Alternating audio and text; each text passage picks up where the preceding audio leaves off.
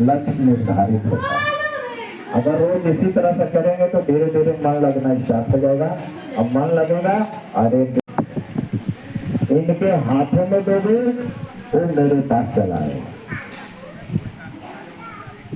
मतलब होता क्या है, जो संत महात्मा होते हैं वो हम लोग जैसा खुल के नहीं बताते हैं, बताते तो हैं लेकिन खुल के उतना नहीं बताते। बहुत से लोग समझ पाते हैं और बहुत से लोग नहीं समझ पाते हैं। फिर एक जगह और सत्संग हुआ था यूपी में ही, उस जगह गुरु महाराज ने खुल के बोला कि पुराने को संभाल करेंगे और नए को नामदान देंगे। तब प्रेमियों, इसका मतलब है दादा गुरु ने जिस तरह से अपने बच्चे को गुरु महाराज के संदिग्ध में छोड़ा, उसी प्रकार हमारे गुरु महाराज ने इनके संदिग्ध में हम लोगों को छोड़ा। तो हम लोगों को चाहिए कि महाराज जी का संग को और इनकी बातों को अनभिज्ञ नहीं करना चाहिए और इनका हर कार्यक्रम में हम लोगों को इनका दर्शन करने के लिए गुरु महाराज की तरह जाना चाहिए। अभी होली प्रोग्राम आ रहा है, होली प्रोग्राम में भी सभी प्रेमी को जो सामर्थ्य है या मन बनाना चाहिए कि गुरु का दर्शन होना चाहिए, संत महात्मा का दर्शन होना चाहिए।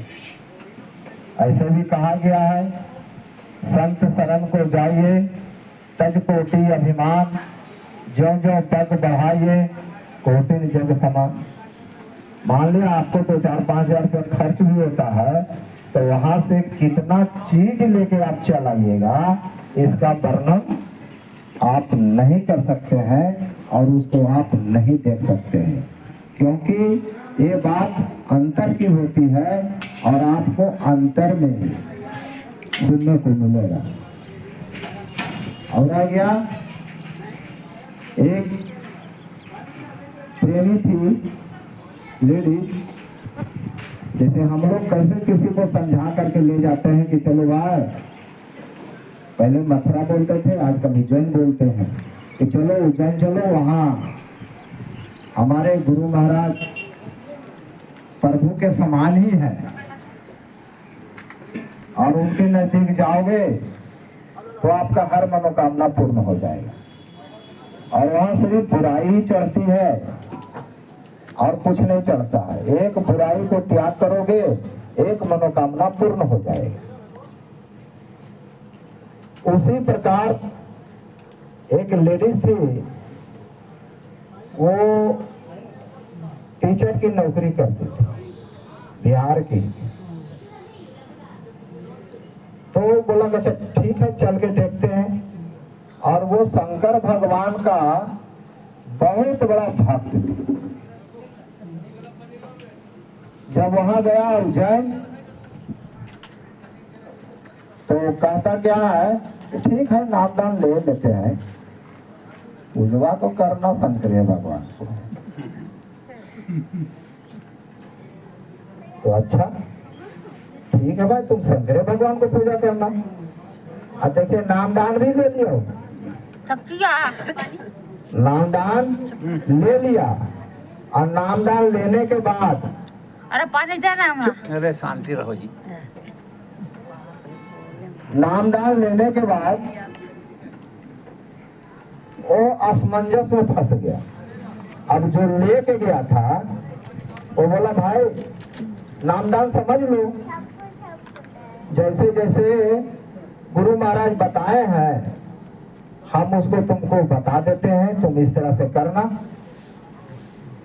अब वो समझने के लिए तैयार नहीं। तो महाराज जी ने बोला सत्संग के माध्यम से कि देखो प्रेमियों, आज हम लोग भी कहते हैं ना, गुरु करो जान के, पानी पियो छान के। तो देखो जय गुरुदेव नाम का परीक्षा ले लेना। तो ये बतिया उसको दिमाग में आ गया, वो लेडीजवा को। तो सोचा कि काहे ने हम परीक्षा ले लेते हैं पहले, समझ गए। तब जो ऐसे कि वो रात भर नहीं सोया और उसका बच्चा जो था, एक तो बच्चा को लेके गई थी, वो हमेशा बीमार रहता था। अब वो दुविधा में था। दुविधा में क्या था कि इनकी भक्ति करें कि शंकर भगवान का भक्ति करें। अब महाराज जी वो रात में जब सोया,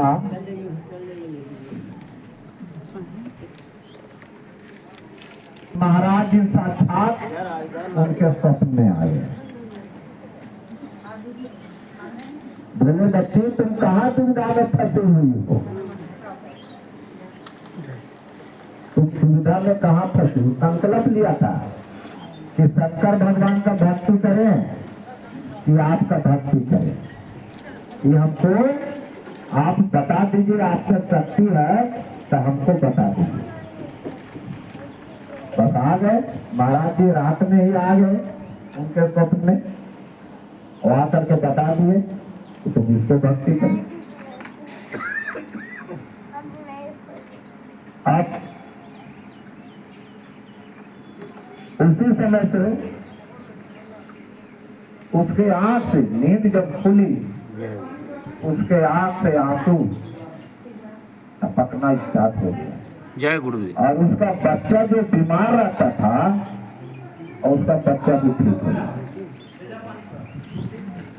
अब वो देखा तो बड़ा चमत्कार हो गया। हम इतना दिन से शंकर भगवान के ऊपर जल पर जल, जल पर जल चढ़ाए जा रहे थे, और इतना नहला दिए तो भी जो ऐसे नहीं मेरा बच्चा ठीक हुआ। और यहाँ आए और संकल्प लिए, हमको भी रास्ता मिल गया, मेरा बच्चा भी ठीक हो गया, बिना दवा और बिना दारू। प्रेम से बोलो जय गुरुदेव, जय गुरुदेव, जय जय गुरुदेव, जय गुरुदेव, जय गुरुदेव, जय गुरुदेव, जय गुरुदेव, जय गुरुदेव, जय जय गुरुदेव।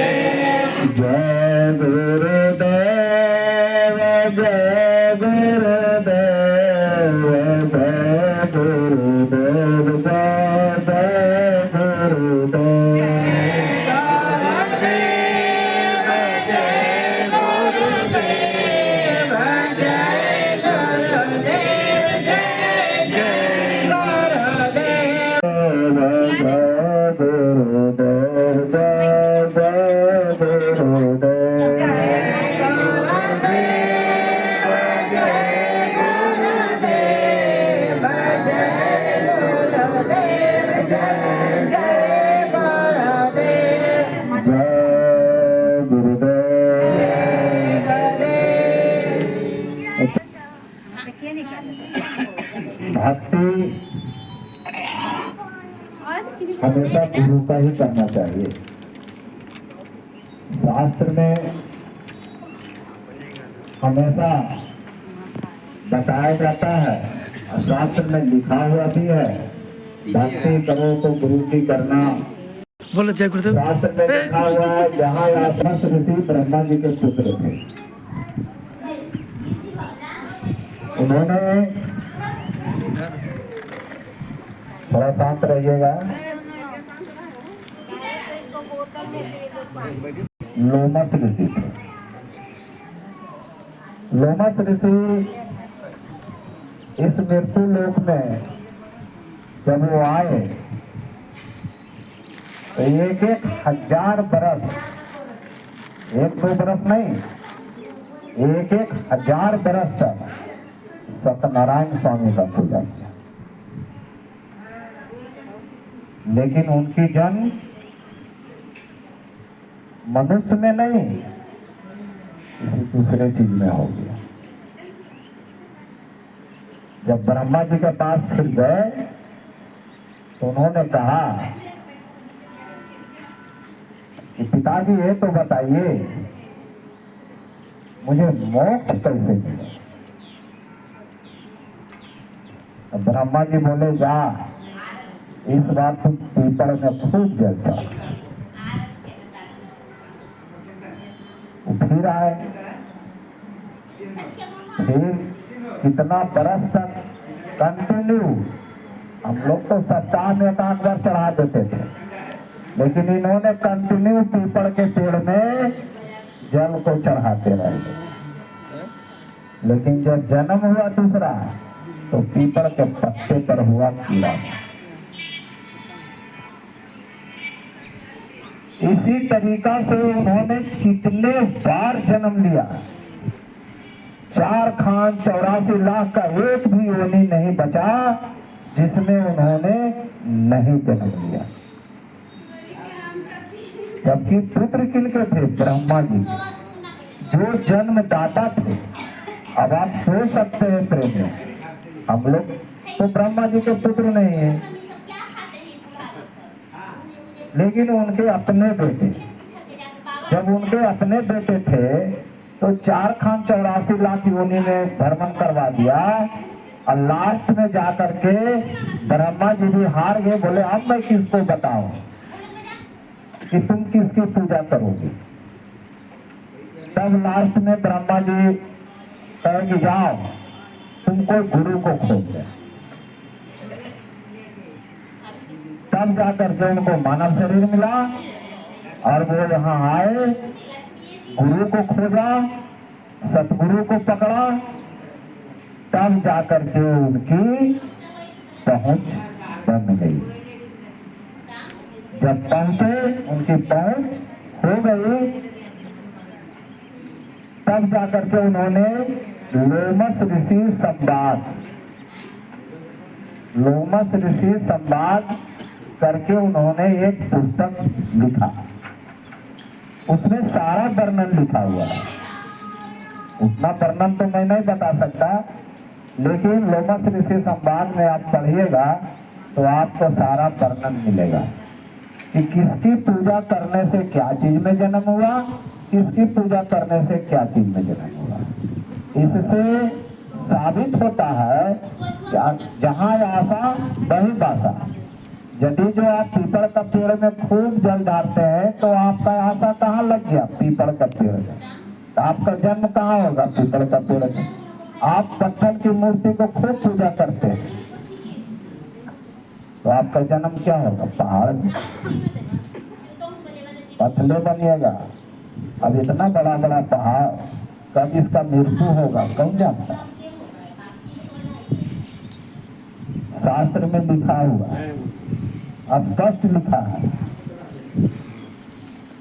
जिस मूर्ति का हम पूजा कर रहे हैं वो मूर्ति भगवान नहीं। जिस मूर्ति का हम पूजा कर रहे हैं वो मूर्ति भगवान नहीं।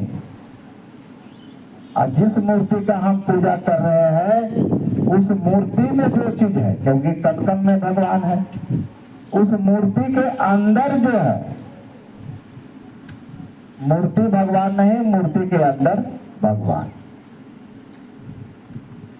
समझिए? एक ब्रह्म दूसरे ब्रह्म को कैसे मारेगा?